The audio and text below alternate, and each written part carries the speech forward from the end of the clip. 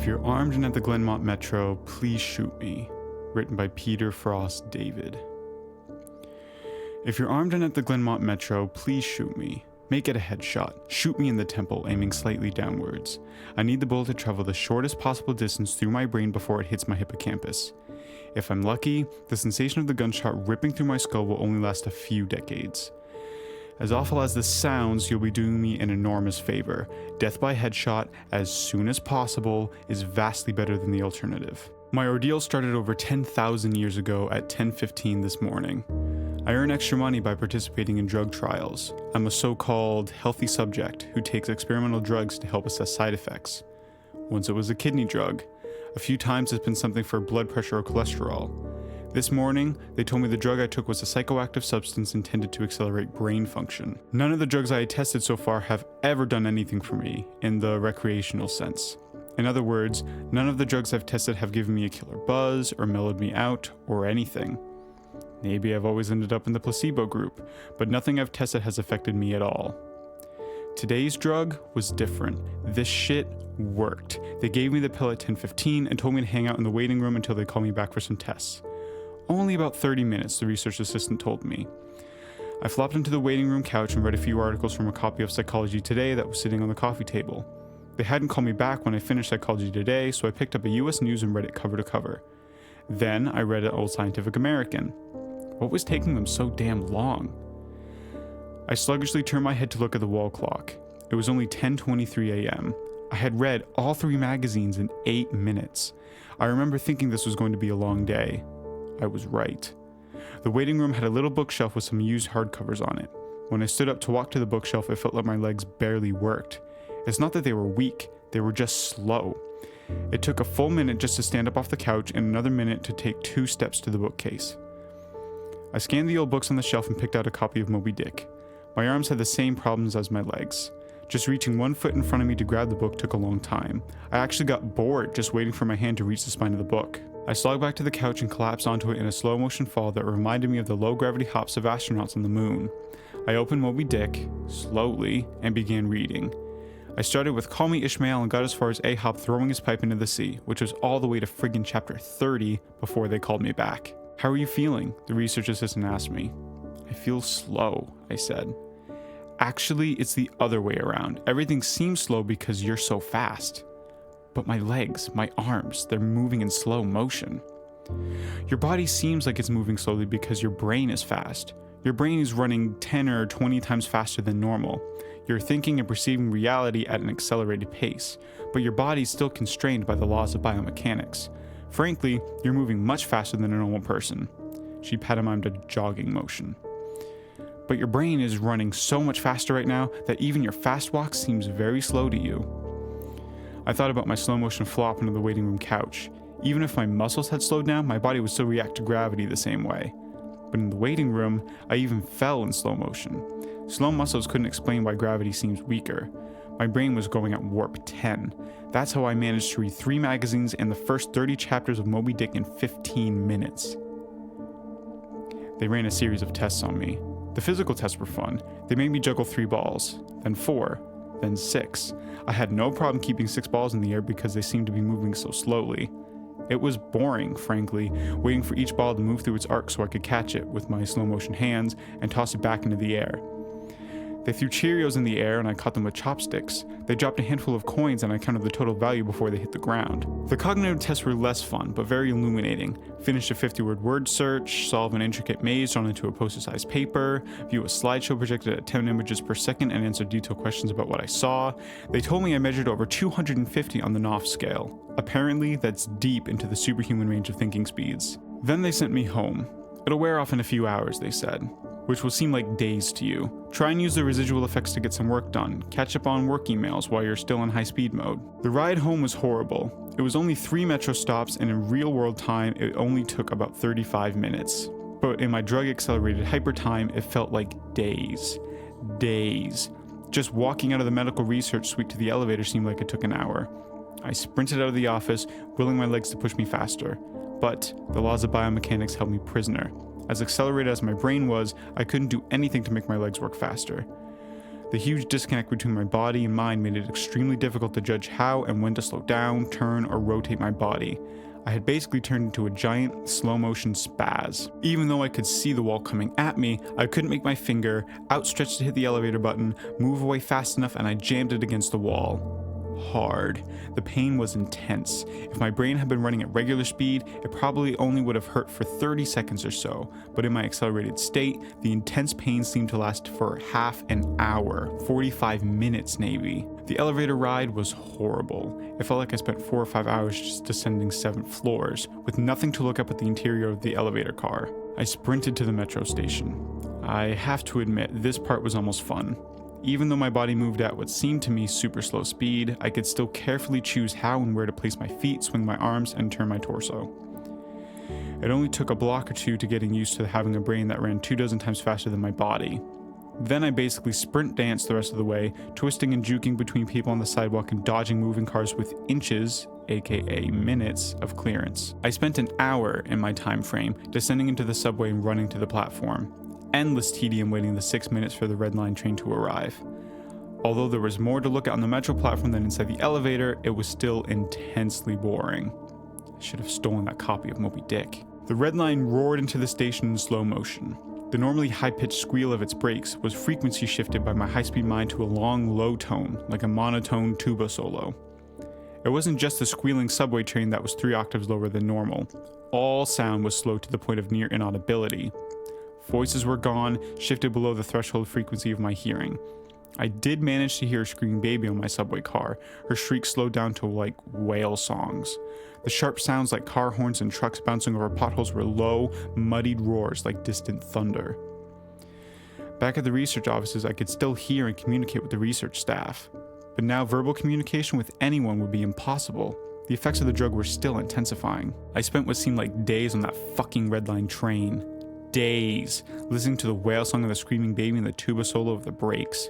Where ordinary voices were frequency shifted out of my audio range, smells didn't seem to be affected. I never became nose blind to the body odor, the stench of the train's brakes, and the melange of farts and other smells wafting through the metro car. I finally got back to my apartment. Sprinting through my open door and into the front hall at full speed was like a slow, relaxing drift down a lazy river. I was relieved to be home. At least I had stuff I could do here. I picked up the book I was reading, 100 Years of Solitude, and finished it. Despite turning the pages so quickly that I tore many of them, it seemed like most of the time I spent finishing the book was spent on page turning and not actually reading. 3 minutes had passed since I got home. I tried surfing the internet. My god, it takes long for computers to boot these days. But it was too frustratingly slow. Hours, seemingly, to load each new page, and a fraction of a second to read it. 100 articles on my news feed read, and just 3 more minutes done. I dipped into my pile of yet-to-read books and finished 2 more. 4 more minutes had passed. I decided to try and sleep off the remaining effects of the drug. Unfortunately, whatever part of my mind is responsible for perception, the part that's been accelerated to hyperspeeds by the drug, isn't the same as the part that governs sleep. Despite being awake for what I perceived as days, my physical brain still thought it was 1:25 p.m. It was not ready for sleep. Nevertheless, I tried to sleep. I walked into my bedroom, a slow 45-minute drift through my apartment, and flung myself into bed, lazily falling like a feather onto the mattress.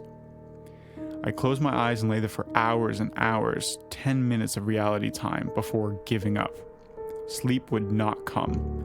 I was facing what was going to feel like days, or maybe even weeks of being trapped in a slow-motion prison. So, I took an Ambien. The sensation of the pill and the splash of water I used to swallow it sliding down my throat was sickening, a lump that blocked my breathing, moving like a slug down my esophagus. I read a book. 10 minutes had passed. I read another. 18 minutes since I took the Ambien.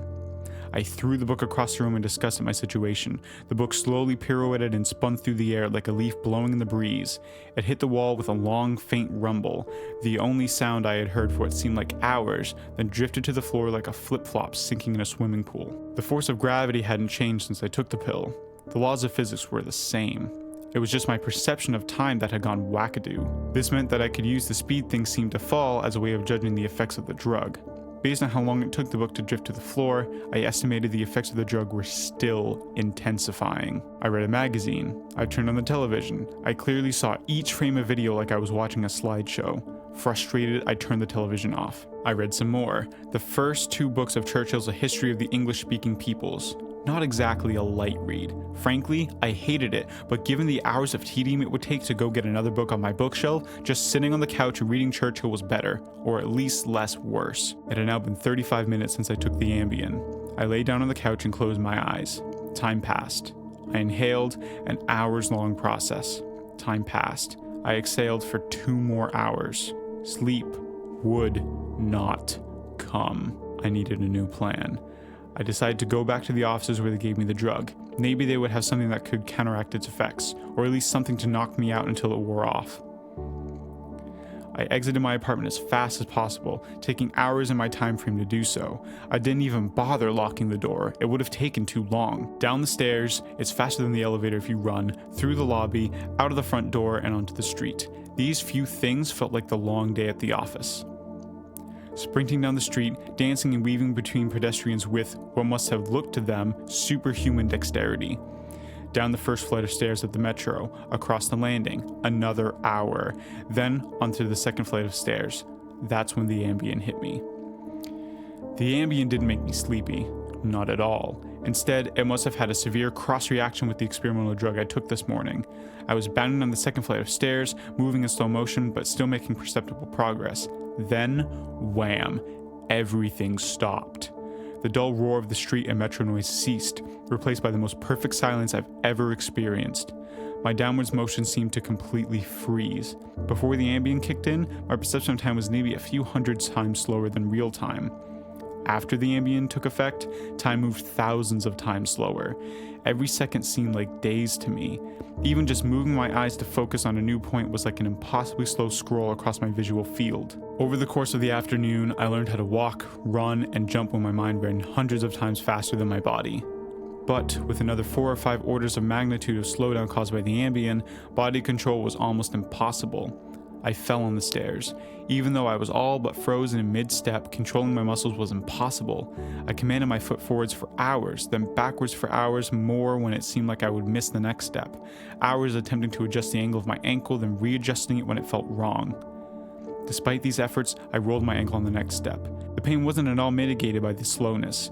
Hours of increasing strain on my bent ankle. The nerve signals that send pain into the brain must work differently than the nerves in my ear. Sonic energy was spread out over time, diluted until it was imperceptible.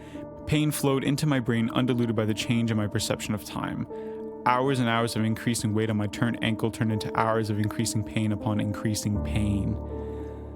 I pitched forwards, my high-speed mind completely unable to control my low-speed body. I drifted downwards for days, managing to rotate my torso enough to keep my head from impacting the ground first. I eventually landed on my right shoulder. At first, the impact wasn't even noticeable.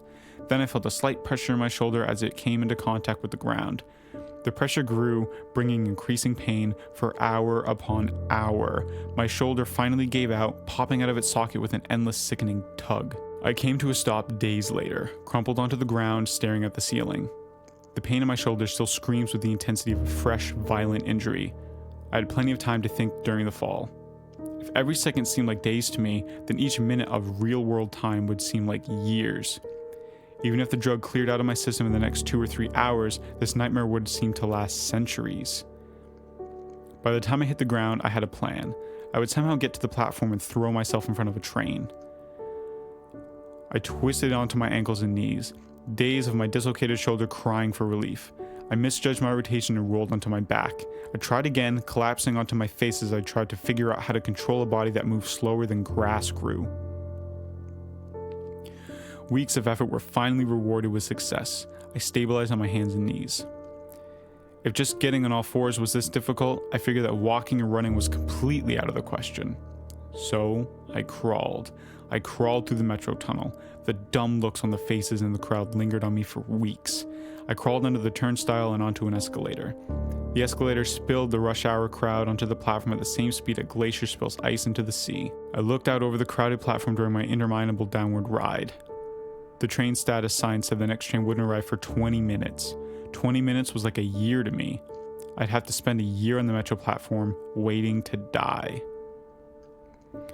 I crawled off the escalator, enduring days of stupid expressions on the commuters' faces. I crawled a few feet to a concrete bench and curled up next to it, trying to find a position to lessen the pain in my shoulder. Then my problem with time got worse. Impossibly worse. The massive slowdown on the stairs was just the beginning of the interaction between the experimental drug and the Ambien. It fully hit me when I was curled up by the bench. I blinked. Years of darkness followed. Sound was already gone, and with my blink, sight was gone as well. All that existed was the pain from my fall. My hyper-accelerated mind wasted no time compensating for the lack of sensory input. Voices spoke to me. They sang to me in languages that never existed. Patterns and faces and colors came and went in my mind's eye. I recalled my whole life and imagined living another. I forgot English. I settled into a profound despair. I spoke to God. I became God. I imagined a new universe and brought it to life with my thoughts. Then I did it all again and again. My eyes opened with a geologic slowness, a faint glow, weeks, a slit of light, weeks, a narrow view of the metro platform, ankles of the commuters near me, and an advertisement on the opposite wall. I extracted my phone from my pocket. A project that spanned decades. How can I even explain the boredom? The pain in my shoulder is nothing compared to the boredom. Every thought I can think, I have thought hundreds of times already. The view of ankles and advertisements never changes. Never. The boredom is so intense it's tangible, like a solid object of metal and stone wedged into my skull. Inescapable. What are my options? If I crawl and fall into the tracks without an oncoming train to crush me, I won't die. I'll experience even more pain from the 4-foot fall, but I'll most likely be rescued by some do-gooder on the platform and unable to act when the train finally does arrive. My suffering in that scenario will be endless. So I wait for the train, so I can throw myself under it. When it finally hits me, I'll experience the pain of being ripped to pieces for centuries until finally the light of my life leaves my brain and my experience ends. I've lived hundreds of lifespans at the foot of this bench. I am far older in spirit than any human who has ever lived. Most of my life experience has been a snapshot of pain huddled onto the floor of a subway platform, with an unchanging view of ankles and advertisements. This post is my plan B, my Hail Mary, my long shot. I've spent lifetimes typing and posting this message in hope that someone will read it and become convinced that my suffering must end. Someone on this platform right now. Someone who will find the man curled under the bench, the man who crawled down the escalator, and kill him as swiftly as possible. A bullet to the temple. If you're armed at the Glenmont Metro, please shoot me.